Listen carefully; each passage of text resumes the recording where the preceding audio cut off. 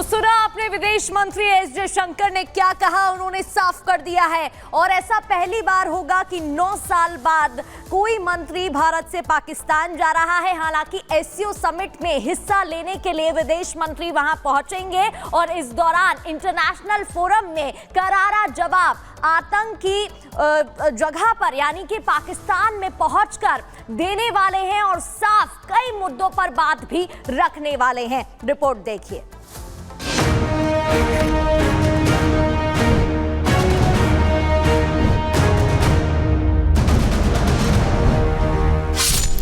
आतंक की धरती से दहाड़ेंगे विदेश मंत्री एस जयशंकर। पाकिस्तान को उसके घर में दिखाएंगे आईना।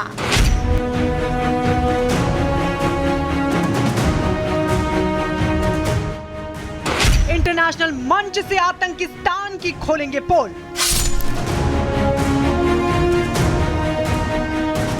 जी हां, आतंकी मुल्क पाकिस्तान को एक बार फिर भारत बेनकाब करने वाला है।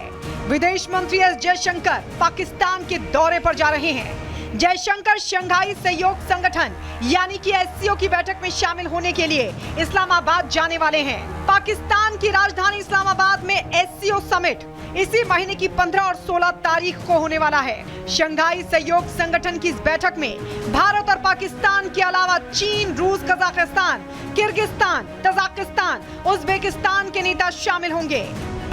इस बैठक के लिए पाकिस्तान ने प्रधानमंत्री नरेंद्र मोदी को भी न्योता दिया था, लेकिन भारत की तरफ से विदेश मंत्री एस जयशंकर ही समिट में शामिल होंगे। एससीओ का मंच पूरी तरह से इंटरनेशनल होगा, जिस पर दुनिया के बड़े देशों की निगाहें होंगी।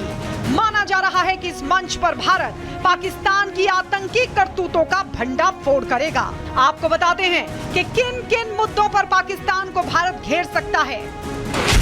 कश्मीर में आतंकी घटनाओं का पाकिस्तान कनेक्शन, खालिस्तानी आतंकियों के पाकिस्तानी आकाओं का मुद्दा, आतंक को पालने वाली पाकिस्तान की सरकारी पॉलिसी, दुनिया भर के फैले आतंकियों का पाकिस्तानी कनेक्शन, आतंक समर्थक कट्टरपंथी मौलानाओं को फंडिंग। इसी साल जुलाई में भी एससीओ की मीटिंग हुई थी। कजाकिस्तान की राजधानी अस्ताना में हुई इस मीटिंग में भी विदेश मंत्री एस जयशंकर ने भारत का प्रतिनिधित्व किया था। मीटिंग में जयशंकर ने इशारों में पाकिस्तान पर हमला बोला था। जयशंकर ने अंतर्राष्ट्रीय समुदाय से उन देशों को अलग थलग और बेनकाब करने को कहा था जो आतंक को पालने और उसे एक्सपोर्ट करने का काम करते हैं।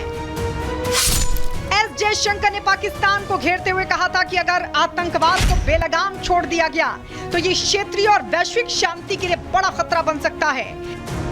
इसलिए न केवल इस पर नकेल कसी जाए, बल्कि ऐसे देशों पर भी लगाम कसी जाए जो इन्हें पालते पोसते हैं। आपको बता दें कि हाल ही में संयुक्त राष्ट्र के मंच पर भारत ने पाकिस्तान को बेनकाब किया था। यूएन में संबोधन के दौरान एस जयशंकर ने कहा कि आतंकवाद को पालने की वजह से पाकिस्तान की आर्थिक स्थिति खराब हो गई है और वो बर्बादी की कगार पर पहुंच गया है। अब एक बार फिर पाकिस्तान की धरती से एस जयशंकर आतंकिस्तान को लताड़ लगाने वाले हैं। Bureau report, Republic Bharat.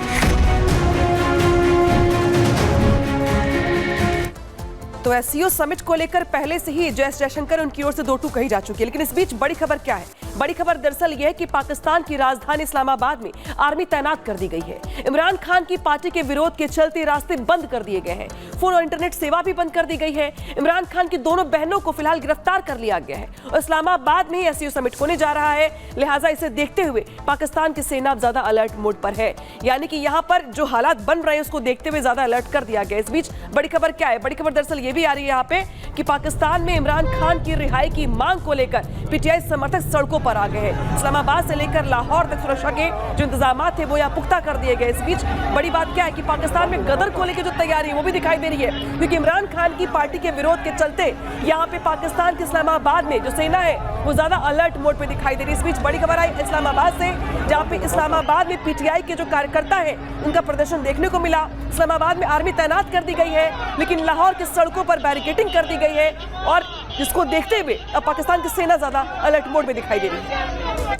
तो इस्लामाबाद में गृह युद्ध की आग धधकती नजर आ रही है। दो तस्वीरें टीवी स्क्रीन पर आप देख रहे थे। एक और जहां पीटीआई के समर्थक लगातार विरोध जता रहे हैं, तो दूसरी ओर एस जयशंकर भारत के विदेश मंत्री पाकिस्तान की राजधानी इस्लामाबाद जाने वाले हैं, जहां वो एससीओ समिट में हिस्सा होंगे। वहां फिलहाल क्या कुछ हालात बने हुए हैं और सरकार के सामने क्या कुछ चुनौती है, इस रिपोर्ट में देखिए।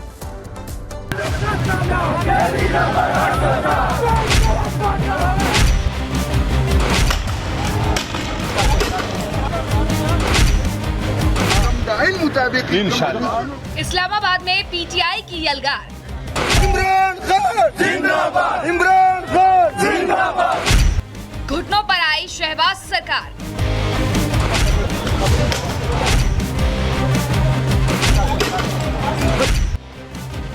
इस्लामाबाद की सड़कों पर सेना दी उतार।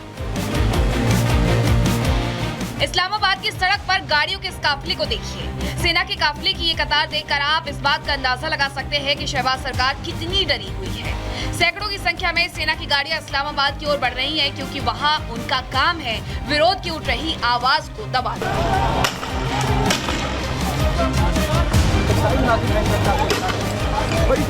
दरअसल जेल में सजा काट रहे पीटीआई के मुखिया इमरान खान की रिहाई को लेकर पाकिस्तान में सियासी घमासान तेज हो गया है।